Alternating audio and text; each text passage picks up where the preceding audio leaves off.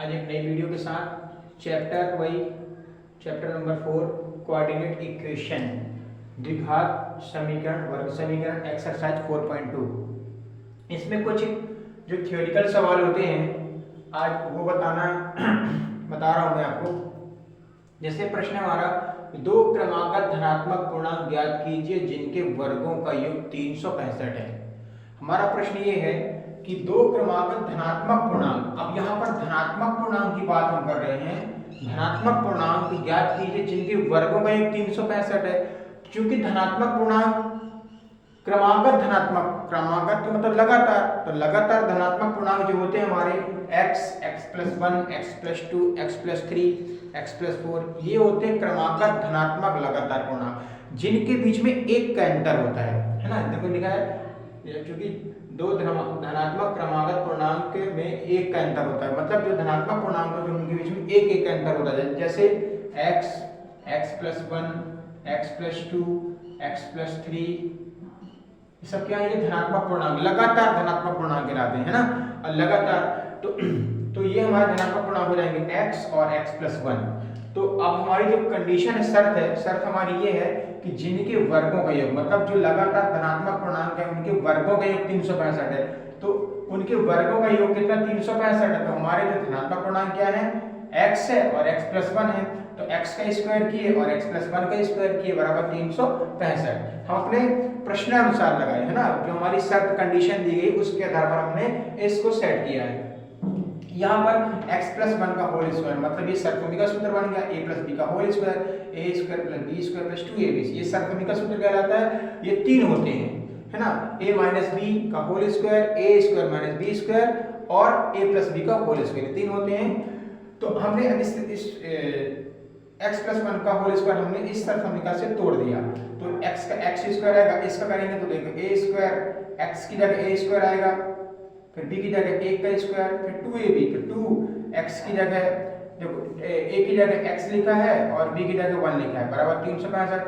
x² दो बार लिखा है तो जुड़ जाएगा, यहाँ पर 1 का स्क्वायर 1 ही आएगा और ये 2x, एक का गुणा x में होगा तो x ही आएगा, अब गुणा 2 कर देंगे तो 2x हो जाएगा बराबर 365। और हमने क्या किया, यहाँ पर 2x² और 2x को साथ में रखा और एक हमने कर दिया पक्षांतर। ये हमने इस एरो का निशान लगा रखा है, मतलब पक्षांतर है। पक्षांतर करने पर चिन्ह बदल जाते हैं।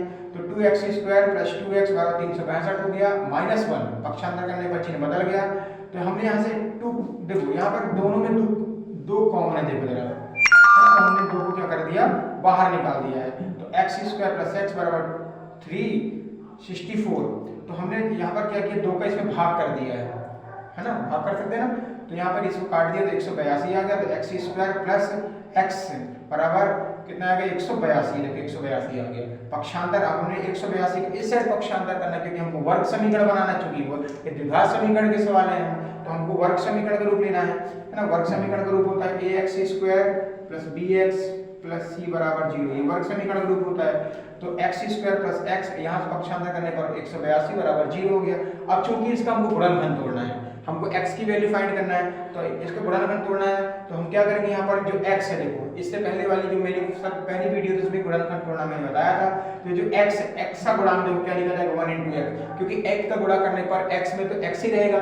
तो यहाँ पर क्या माना हमने 1 और यहाँ पर क्या 182। तो मैंने जैसे बताया था जो बीच वाला पद होता है वो प्लस या माइनस करने पर मिलता है और लास्ट वाला पद गुणा करने पर मिलता है। तो इसमें हमने क्या किया, ऐसी दो संख्या बताई कि गुणा करने पर 182 आए और घटाने पर 1 आ जाए। तो 14 - 13 करेंगे तो 1 आएगा, 14 × 13 करेंगे तो 182 हो जाएगा। देखो तो हम क्या करेंगे, इसका गुणांक मान लो हमने 1 मान लिया, चलो ये हमने 1 मान लिया यहाँ पर, और इस 1 की जगह हमने क्या रखा, 14 - 13 रखा।